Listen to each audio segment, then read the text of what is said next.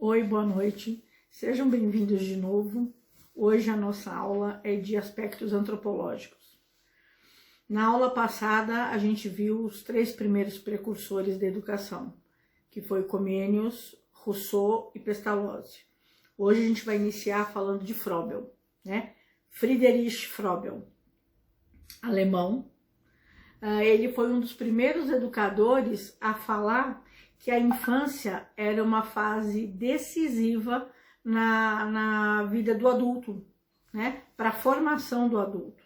Ele foi o primeiro a enxergar a relevância, né, do que se faz na infância e que gera consequências no indivíduo adulto. Ele estava naquele período onde a concepção de infância ainda estava sendo construída, né? 1780, ele começou a trabalhar nisso. E com essa concepção, com essa mudança e com a visão dele da importância da criança, da formação da criança para a formação do indivíduo adulto, ele cria o Jardim da Infância, né? Ele foi o precursor, ele foi o criador da primeira escola voltada para o ensino da criança, para o ensino das crianças pequenas, né? As maiores iam para a escola regular, mas das crianças pequenas. Ele cria o que ele chamava de kindergarten.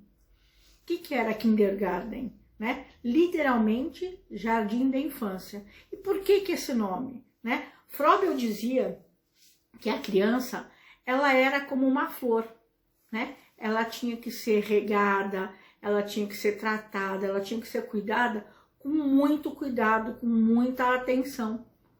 Então, ele concebeu essa escola nesse princípio, de que a escola ela ia servir para isso, para que as crianças florescessem, se desenvolvessem ali dentro, né? Dando a importância dessa fase do desenvolvimento na vida do indivíduo posteriormente, né? Então, ele já começou a trabalhar com isso. Além disso, né? Além da formação, da criação dos kindergartens, né? Do Jardim da Infância, ele também começa a discutir e incentivar que a brincadeira, ela não era só uma coisa divertida, né? Não era para ser uma coisa só engraçadinha. A brincadeira, ela tinha que ser usada como o primeiro caminho da aprendizagem, né? Que a criança tinha que aprender brincando, tinha que ser prazeroso. Então ela começa aí a trabalhar com a brincadeira para transformar a brincadeira no ensino concreto para a criança conseguir entender. Lembra que a gente discutiu já várias vezes que a concepção de entendimento da criança é diferente do nosso entendimento, né? Por quê? Porque ela não tem a nossa vivência. Então, quando você vai falar uma coisa nova, um conceito novo para a criança, ela não tem ideia, ela vai buscar associar o que você está falando com o que ela já conhece. E aí surgem as distorções, né? O mal entendimento.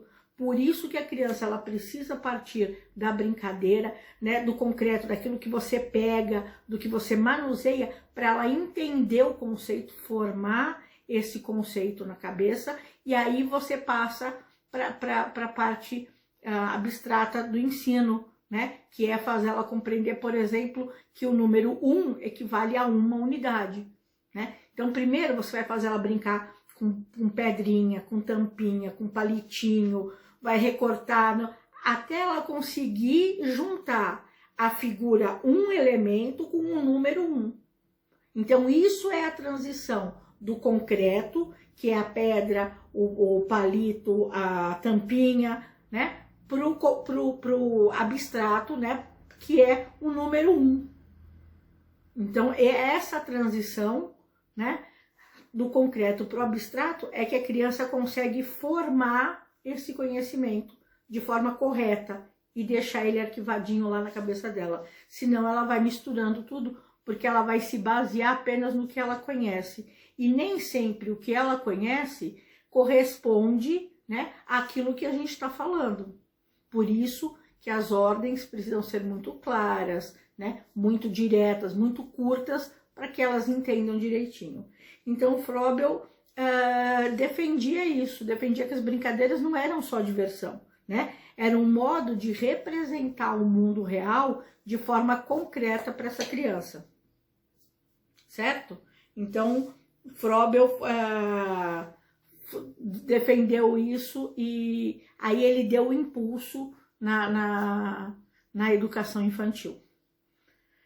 O próximo que a gente vai trabalhar é o de Crowley, o Ovid de Crowley. Ele é curioso, né? Porque ele era um aluno muito ele foi um aluno muito indisciplinado, né? Ele se ressentia do autoritarismo dentro da sala de aula e ele era contrário a isso, então ele teve muito problema na escola. Então ele dedicou-se, né, a formar uma educação que fosse centrada no aluno e não no professor, né? Ele começou a desenvolver a ideia de que o aluno ele tinha que ser mais participativo. Ele não tinha que ficar sentado, quietinho, só ouvindo, né? A participação do aluno tinha que ser maior, porque quando ele sai da escola e vai para o mercado de trabalho, ou quando ele sai do ambiente escolar e vai na sociedade, ele não pode ser um ser apático que só ouve, né? Ele tem que saber se comunicar, ele tem que saber interagir, ele tem que saber argumentar. Só que na escola não se ensinava isso, né? Não se permitia. Dentro da escola, o aluno era mudo e ele só recebia a informação. Cabia a ele decorar aquilo tudo, né? E obedecer o que o professor mandasse. E ele sempre foi contrário, então ele desenvolveu a teoria de que o aluno precisava ser capaz de participar da aula para que essa aula fosse aproveitada, fosse mais proveitosa, fosse mais fácil de ser assimilada, né? Então, ele começa a desenvolver métodos fundamentados na possibilidade do aluno desenvolver o seu aprendizado, né? Aprender a aprender. Então, o professor, ele ia funcionar como um mentor, como um orientador de estudo, né? O professor está lá, vai ensinar, mas o aluno também tinha que pesquisar, tinha que buscar esse conhecimento, debater, argumentar, para que esses conhecimentos fossem mais fácil assimilados por ele, né? Melhor assimilados por eles. Não fosse uma coisa que decora e esquece em seguida. Que eles conseguissem interiorizar, conseguissem entender o processo da aprendizagem e assim essa aprendizagem ficar mais fácil, né? E também mais efetiva, né? A proposta dele, que é mais relevante, que teve mais significativo, né, foram os centros de interesse. O que eram centros de interesse? Eram grupos de aprendizado organizados segundo a faixa etária desses alunos. E aí esses alunos, eles trabalhavam interesses em comum, né? Eles eram agrupados e ali eram trabalhados interesses em comum. Então, os alunos que gostavam mais da biologia, não que os outros conteúdos não fossem trabalhados, mas nesses centros de interesse, o aluno era estimulado a crescer. Se é o que ele gosta, então vamos trabalhar, vamos puxar esse conteúdo para que ele vá se desenvolvendo. E nesse ritmo, os outros conteúdos vinham acompanhando, né? Porque o aluno ia aprendendo a gostar de estudar. Ele pensava nessa faixa. E aí ele começa a conceber também as etapas neurológicas da evolução infantil, né? Que as crianças, elas entram na escola com interesses e com condições de aprender, né? E de aprender coisas do seu interesse. ele ia contrário ao que se dizia na época, que a criança era uma folha em branco e que a escola ia enchendo ela de conhecimento, né? Que a criança, quando entrava na escola, ela não sabia nada. E a gente sabe que isso não é verdade. Cada um traz a sua bagagem cultural e dentro dessa bagagem a gente vai agregando novos conhecimentos, né? Ninguém chega sem saber nada, né? A gente pode não saber a respeito de um assunto, mas você sabe 1000 outras coisas. Então a escola, ela vai agregando conhecimento aos conhecimentos que a pessoa já sabe, né? E ele defendia muito isso. Uma frase que é bem icônica dele, né? E que descreve bem como ele funcionava como educador, é que a criança tem o espírito de observação, basta não matá-lo, né? Ou seja, a criança pergunta e o professor não tem que falar para ele, não, agora não é a hora, né? Ele tem que saber adequar o que o aluno está perguntando ao que ele está querendo ensinar, mas não cortar a possibilidade desse aluno perguntar. Ao contrário, o aluno precisa ser estimulado a querer saber mais, né? Às vezes o que ele pergunta não está relacionado, mas pode ser um gancho para você explicar além daquilo. Então tem que se tomar muito cuidado com isso, porque é realmente importante. Se você fica, toda vez que alguém vai perguntar alguma coisa, você manda essa pessoa ficar quieta, ela para de perguntar. Então aí a frase dele, né? A criança tem espírito de observação, basta não matá-lo. Ou seja, deixa as crianças perguntarem, as crianças, os adultos, deixa perguntar, né? O professor, ele tem que ter o bom senso de falar, olha, isso aqui isso eu sei, olha, isso eu não sei, vou pesquisar e trago isso na próxima aula. Ninguém é obrigado a saber tudo, né?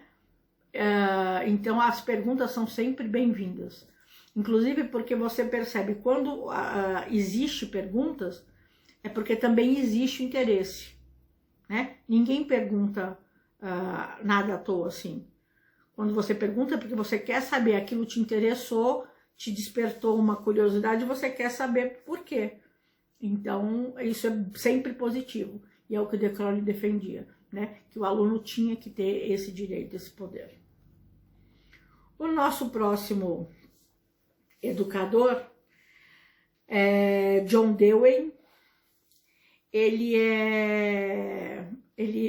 é o mais conhecido representante de uma corrente chamada pragmatismo, né?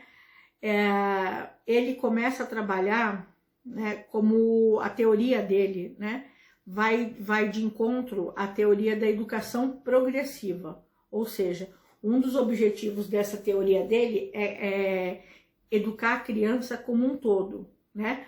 Não é só dar o conhecimento intelectual, né? Estimular o lado do cognitivo da criança. Você tinha que trabalhar o lado físico, o lado emocional e o lado intelectual. E ele sempre falou, né, ele sempre defendeu a teoria que todo o ensinamento era melhor aproveitado quando associado com a parte prática, né? Então, se você dá uma atividade, dá uma tarefa prática, uma tarefa onde ele consiga usar aquilo que ele aprendeu, esse conteúdo fica mais claro, mais bem assimilado. É o que eu falei entre o concreto, né, e o abstrato. Você tem ali o conteúdo. A hora que esse conteúdo você trabalha, você põe a mão na massa, você aplica uma fórmula numa situação, você consegue entender para que ela serve. E aí aquilo fica melhor, fica mais fácil de você entender, né? É um conhecimento mais coerente para você. Se é mais coerente, se faz mais sentido, você armazena, você guarda isso com mais qualidade, né? Então é mais fácil de você assimilar, de você entender, realmente entender aquilo que está sendo dito. Ele dizia muito isso, né? Nesse período, conforme ele... Desculpe. Conforme ele foi trabalhando esse conceito, ele vai dizendo que as atividades manuais, elas são de grande importância, né? A criatividade, ela é importante nesse processo de aprendizagem. Então, as crianças passam a ter liberdade de experimentar, de buscar as coisas, de criar alguns experimentos, experimentar essas teorias. E era isso que ele defendia, que era preciso pôr isso em prática para que a aprendizagem fosse um sucesso, né? Para que ela ficasse bem marcada e bem consolidada, né? Ele defendia que dentro da escola não deveria ser um lugar autoritário, que a escola não deveria ser um lugar autoritário, que deveria ser um lugar democrático, onde todos tivessem direito a falar da opinião, a opinar, mas temos que lembrar, né, que democracia não é bagunça, né? Então todo mundo tem que ter direito, sim, mas tem que lembrar que todo mundo tem deveres também com isso. Eu não posso exigir os meus direitos se eu não cumpro os meus deveres, né? Como cidadão isso é válido, né? Como ser humano isso é válido. Eu só posso exigir alguma coisa se eu cumpro os meus deveres, né? Se eu não cumpro a minha parte, se eu não respeito o outro, como que eu vou exigir respeito? Né? Se eu não faço, eu não posso fazer com os outros o que eu não quero que façam comigo. E ele já defendia essa teoria, né? De que todo mundo tinha que ter direito à voz, né? Resguardando os seus deveres, né? E não que o aluno tenha que ter só deveres e os professores só os direitos. Que isso tinha que ser igual, né? E é isso que a gente tem que levar para a vida, né? Que a gente tem direito, sim, mas nós também temos deveres. Quando a gente cumpre, se cada um cumprisse a sua parte, o mundo era infinitamente melhor de se viver. Mas a gente ainda tem muita gente que quer levar vantagem em tudo. Quer ser o esperto, quer ser o malandro, né, que vai tapear os outros, e isso só gera prejuízo para a sociedade como um todo. E não é prejuízo material, não, é prejuízo social mesmo, porque você vai perdendo a confiança nas pessoas, né? E aí é onde você vê o período que a gente vive de intolerância, né? De falta de respeito, porque as pessoas podem não concordar, devem não concordar com a opinião dos outros. Ninguém precisa aceitar o que o outro diz de forma irrestrita. Você pode discordar, sim, mas você tem que discordar com respeito, né? Se você tem coisa que se você não concorda, ok, ele deu a opinião dele, você dá a sua opinião, tá tudo certo. O que a gente tem tido hoje em dia são as pessoas que não concordam, mas querem que o outro aceite a opinião dele. Ele não aceita do outro, mas o outro tem que aceitar a opinião dele, porque a opinião dele que é certa. E a gente sabe que não é assim que funciona, né? Cada um tem um ponto de vista diferente. Então tem que se conversar, o diálogo tem que ser mais instituído, mais trabalhado, para que a gente consiga restaurar uma sociedade capaz de conversar, né? E não de brigar. Então hoje nós vimos mais 3 pensadores. Acho que dá tempo da gente falar da Montessori.